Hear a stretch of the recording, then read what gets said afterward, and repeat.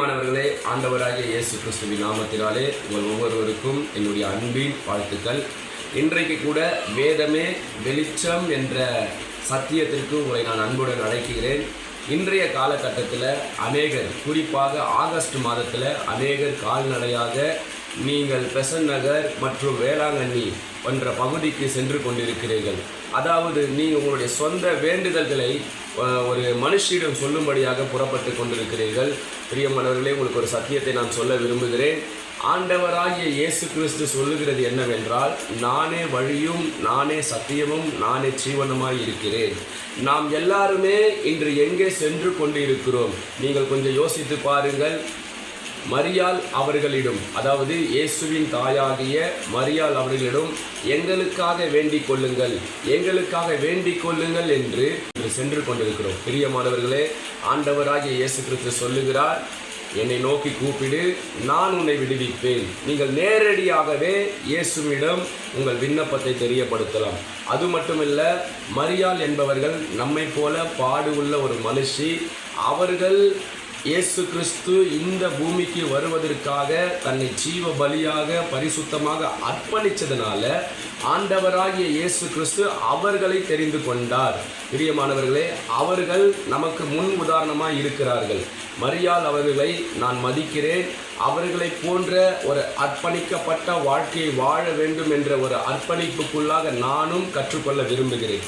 ஆனால் ஆண்டவராகிய இயேசு கிறிஸ்து தான் தெய்வம். மரியாள் அவர்கள் தெய்வம் அல்ல, அவர்கள் நம்மை போன்ற ஒரு மனுஷி. எப்படி சொல்கிறேன் என்றால், யோவான் எழுதின சுவிசேஷத்திலே 2வது அதிகாரத்திலே கானா ஊர் கல்யாணத்திலே திராட்சை ரசம் குறைவுபடும். அந்த குறைவுபாட்டிலே எல்லாரும் மரியாளிடம் வருவார்கள், இயேசுவின் தாயாகிய மரியாளிடத்தில் வருவார்கள்.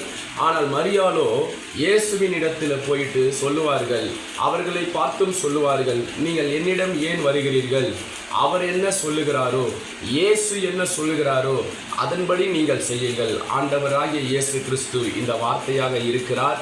அவர் என்ன சொல்லுகிறாரோ நாம் அப்படி செய்யும்போது தான் நம்முடைய வாழ்க்கையை அற்புதத்தை பார்க்க முடியும். இயேசு சொல்லுகிறார், நானே வழியும் நானே சத்தியம் ஜீவனுமாய் இருக்கிறேன். அது மட்டுமல்ல பிரியமானவர்களே, இன்றைக்கு அநேகர் மரியாள் என்கிற அந்த மேரி மாதாவுடைய சிலையை வைத்து நம்ம வழிபட்டு கொண்டிருக்கிறோம். பிரியமானவர்களே, இது ரொம்ப வேதத்தின்படி தவறான ஒரு செயல். ஏன்னா வேதத்தில் திருவெளிப்பாடு 21வது அதிகாரம் 8வது வசனத்தில் இப்படியாக சொல்லப்படுகிறது, சிலை வழிபாடு செய்கிற அனைவரும் 2ஆம் கந்தகமான அக்கினி கடலிலே தள்ளப்படுவார்கள் என்று. சிலை வழிபாடு செய்யக்கூடாது. ஏன்னா தெய்வம் சிலையில் இல்லை, தேவன் ஆவியாக இருக்கிறார். பிரியமானவர்களே, தேவன் ஆவியாக இருக்கிறார். உங்கள் வீட்டுக்கு அருகாமையிலே நல்ல ஆவிக்குரிய திருச்சபையை தேர்ந்தெடுத்து ஒவ்வொரு ஞாயிற்றுக்கிழமையும் அங்கே நடக்கிற ஆராதனைக்கு சென்று ஆண்டவருடைய கர்த்தருடைய அந்த சத்திய வார்த்தையை கேட்டு அதற்கு நீங்கள் கீழ்ப்படியும் போது அந்த வார்த்தை உங்கள் வாழ்க்கையில் பெரிய மாற்றத்தை கொண்டு வரும்.